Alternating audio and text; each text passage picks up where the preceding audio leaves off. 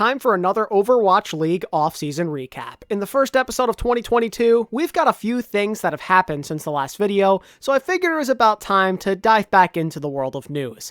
Let's start with the most recent news and work our way backwards.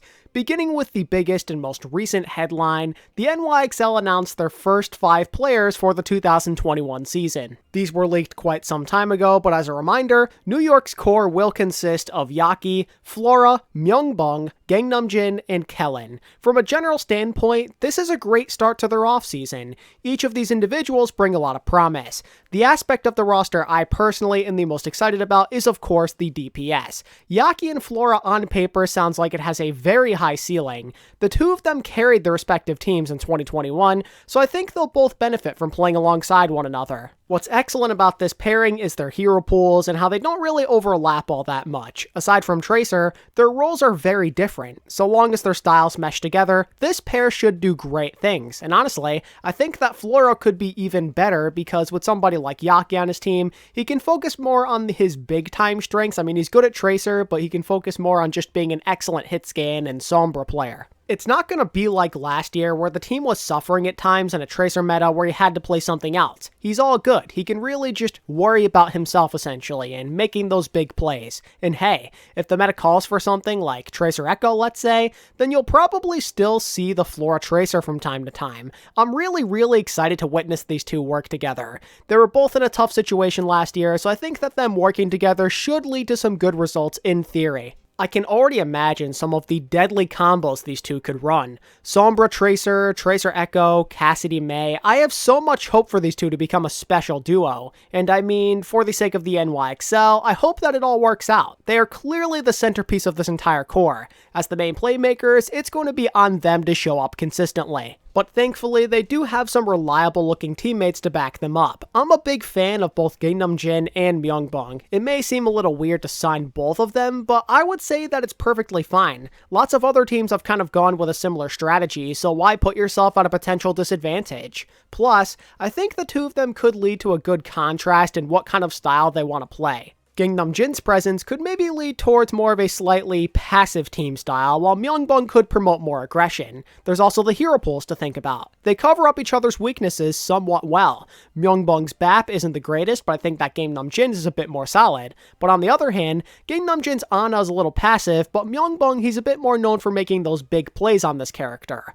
It works out better than some people might think. But of course, you also have to consider what these two could do in a double flex support meta. They could make for a very balanced support line given the style differences, and I mean, these two could absolutely crush you on like a BAP Zen meta. I really don't mind these two coming together on the same roster. It's a little strange, yeah, but it has the chance to work, so I say we give them a shot before coming to any conclusions. Speaking of giving others a shot, that gets us into Kellen. He's going to be the new tank leading the way in this new era for New York. He's a rookie out of Talent Esports. He played main tank in Korean contenders, and he found decent success. To all my New York fans out there who don't know him, I'd stay somewhat optimistic, but not overly excited. Kellen has promise, no doubt, but he's not really a generational main tank prospect as it currently stands. Good, yes, but not out of this world. Although I still would argue that he was probably one of the best possible rookie prospects at tank this offseason, so that's a plus. But you know what? It's okay if he's not some mind-blowing generational player. With a lot of veterans next to him, there's a great chance that he grows into somebody that you can trust on a consistent basis as he learns the ropes rather quickly. The building blocks are certainly there for him, and he's shown the ability to grow based on his career in Korean contenders. 2020 and 2021 saw him steadily improve, and as he improved, the teams he played for showed better and better results. Talent Esports recently had back-to-back second-place finishes where they pushed O2 Blast to their limits, and that's something that you have to think about seriously because O2 Blast were the top dogs for all of 2021. You'd have to imagine that Talent Esports had a special group of guys, with Kellen of course being one of them. I generally have hope for this guy to accomplish something at this level. He's got a good head on his shoulders and has proven himself on Winston, Ball, and Reinhardt Reinhardt respectively. While he wasn't always the main attraction on a loaded Talon roster, he could make some plays happen when Talon were in a pinch. And honestly, if Kellen can play just a, somewhat similar role on the NYXL, that'll be great for both him and the team. There's no need for him to be the hard carry on this roster. He just has to make good decisions and do the quote-unquote dirty work that comes with being a tank player. There's a lot of star power lining up next to him. If he can just stay out of trouble and can set up his teammates well, he'll do fine. That's how it worked on Talon a bunch of different times, so why not on the NYXL too? The big focus of those Talon teams was usually the DPS and support line, but when Kellen needed to go above and beyond, he usually would, and that's why I think that there's reason to feel hopeful if you're an NYXL fan. If he can adjust his play to this level properly, the total product that you see on stage could be something legit. But again, it's good to not get too excited. He is a rookie after all. He still does have to prove himself against Overwatch League caliber tanks on a consistent basis. But just know that if he can pull it off, the New York Excelsior could be in for a promising year. And speaking of the upcoming season, New York released some other important information along with their roster announcement. According to them, they're going to be returning to America for the 2022 season. After 2 years of playing from Korea, they're coming back home, and that's great for the NYXL faithful. No more staying up until the early morning to catch the games. And I mean, just in general, I think it's good for New York. APAC is a really tough place to play, and I think that NA offers a lot of opportunities to get some extra wins and maybe have a bounce back year. If I'm an NYXL fan, I'm really excited about all of this. That's all I've got for you in terms of NYXL news, so let's move on over to the Philly Fusion, who announced major signings as they welcomed both Fury and Aimgod to the main roster. The Fury signing in particular was one that probably was not that hard to see coming. He said he wanted to play for a team in Korea, and the Fusion were one of the only realistic choices. He feels kind of at home on this team, I would say, since he's played for them once before, and he's good friends with Carpe, so why not go back? The Fusion needed a guy like him, so it definitely goes both ways. They both benefit. The Fusion desperately needed a restart at tank, and I think this is a great way to go about it. Fury essentially eliminates half of your tank needs by himself as one of the most consistent divas of all time and a solid Sigma and Zarya if needed. Fury isn't quite what he once was. He definitely did hit his peak a couple of years ago, I would say, but that doesn't mean that he can't be reliable. Fury was one of the best possible options on the market, so it's a big W in my book. Surely he's going to bring forth some great consistency that was maybe missing at this position at times for the Fusion in 2021. Now considering the Aimgod pickup, I'm not entirely sure what to think. It goes without saying that they had to get a flex support, but it feels so weird seeing Aimgod's name get called again because after what we saw in the 2020 Justice, I kind of figured that his door in the league got officially closed, but it looks like I was wrong. He's still got something left to prove. And I've always kind of liked Aimgod, so you won't really hear me complain. I really enjoyed watching him in his 2019 Boston days. The talent is there without a doubt. I've always appreciated his mechanics, and who knows, maybe his time on Washington was nothing more than a bad fit. I personally have not paid tons of attention to his career since leaving the league, but from what I've been told, he was one of the only decent options left at this position on the open market. Aimgod last played for Team CC in Korean Contenders, but he only stuck around for a couple of months, which makes this pickup even more interesting to me. But the thing is, Philly were rather limited with their choices at this point, so I can definitely understand it. Might as well get the best available when you're kind of just in this really tough spot, and an unfortunate one nonetheless. Aimgod did have some flashes on Team CC back in Season 1 of 2021 Korean Contenders, so maybe the new Fusion coaching staff can mold him into a respectable support again. Admittedly, my faith is not entirely there with him. Clearly, Aimgod was a bottom-of-the-barrel option, given that no other team picked him up earlier. I feel like it's probably better to take a risk on new talent at this point, but hey, you gotta do what you gotta do. Desperate times call for desperate measures. We can only hope that Aimgod rekindles that edge that he used to have. It definitely would help if the Fusion could get him a good main support partner. That in itself could be a challenge as well, though, because the loss of Funny Astro and Toby is going to make it tough to replicate that same level of consistency. This Fusion offseason is shaping up to be very interesting. Hopefully they end up making the right choices. In the meantime, how about we talk about the Vancouver Titans, who made 2 new roster additions. They added former British Hurricane flex support Skairipa and Falcons Esport EU flex DPS Seicoe to put their roster total up to 7. Oh, and fun fact about the current roster, every player happens to be from a different country. You really gotta appreciate that diversity, that's really cool. But focusing a bit more on the new recruits, both of these guys are promising rookie prospects. I think that Seicoe could see some good use, seeing as he's more of a well-versed projectile player compared to Shockwave and Aspire. Shockwave can play Echo and stuff, but Seicoe's hero pool reaches a lot beyond that. He'll surely see some playtime if Doomfist or Mei or Pharah are involved, and from what I've seen, he might have an emergency pocket tracer if needed. While doing a bit of scouting in preparation for this video, I saw some things that I really liked. He certainly matches up with Vancouver's philosophy of acquiring a lot of pop-off potential. He seems good with consistently getting those crucial picks in the back line. The fact that he's coming from one of the more dominant EU contenders teams in recent memory should make Vancouver fans even happier. This guy will have his uses. As for Skairipa, I'm a bit more curious about his role. Is he going to be the full-time starter, or him and Aztec going to compete for playtime? It really could go either way. Aztec showed promise during his days in Korean contenders, but never really got a chance to shine on Toronto. Could he be in for more of a similar fate in 2022? Or is he just going to be the better match for Masa, seeing as Aztec got signed to the team a lot earlier? I have many questions, but not a lot of answers. Regardless, I think that Skairipa was another great option from that EU talent pool. Seeing as he came from British Hurricane, you already know that he's rather capable. Recently, he's shown off a decent Baptiste, but he's honestly more known for something like Ana, Zen, and Mercy. His diverse hero pool could see him get some quality playtime. But even if he's not the starter, let's say, the Titans are essentially following the same trend as a lot of other rosters. Loading up on flex support seems to be the norm. There's no telling how the game is going to be played, so I think that doubling up on flex support is probably the right move. And who knows, maybe Skairipa and Aztec will play together at times. Perhaps you see them play Bap Zen, or maybe Skairipa comes in for Masa for a Mercy meta as maybe he's a bit better. Vancouver could get a lot of different uses out of this man, and I'm excited to see what they do with him. I'm also intrigued to see what's next for the Titans. How are they going to make such a diverse roster mesh together? Are they going to be close with each other? Can they synergize well enough? There's a lot of unanswered questions here. And what about additional players? Technically, they do meet the number of players needed, but they do lack somebody who plays main tank hero still. The Titans are a total mystery, but unlike some of their more recent iterations, they appear to be a mystery that gets you at least kind of excited. I'm looking forward to watching these guys take the virtual stage in 2022.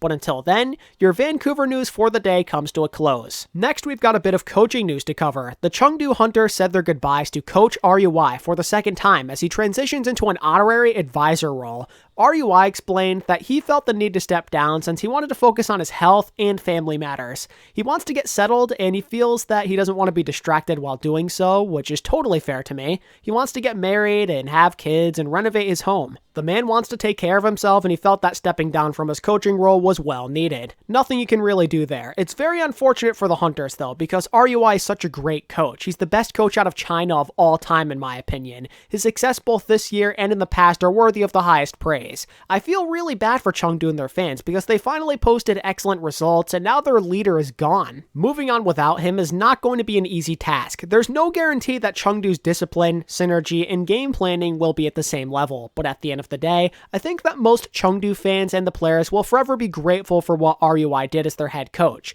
He consistently found ways to push this franchise to new heights, both in 2019 and 2021. But now his time is over, at least for the time being. As of right now, we have no idea who his replacement is going to be. The Hunters have not named a new head coach as of this video. However, they did pick up a new assistant coach as former Shanghai Dragons coach Jfeel joins the squad. Jfeel was a member of Shanghai for 2 years, and they found great success in that span, of course. Jfeel has such a fantastic resume, so Hunters fans should feel really happy about this one. This guy was a coach on Shanghai, Season 1 London, and Chengdu Panthera on Apex Season 3, and all of those teams were amazing.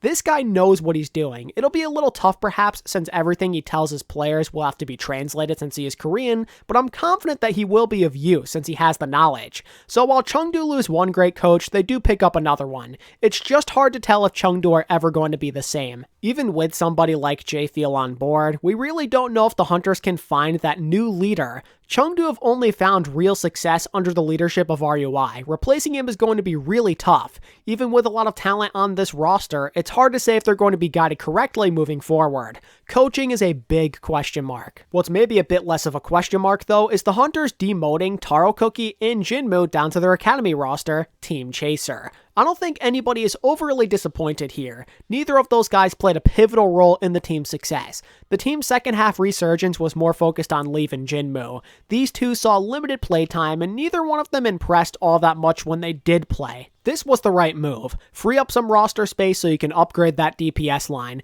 If Chengdu make the right moves, their damage-dealing core could soar to new heights. A lot of fans believe that Jimmy and Tarocookie's departure means that rising star Aprita will be getting a promotion.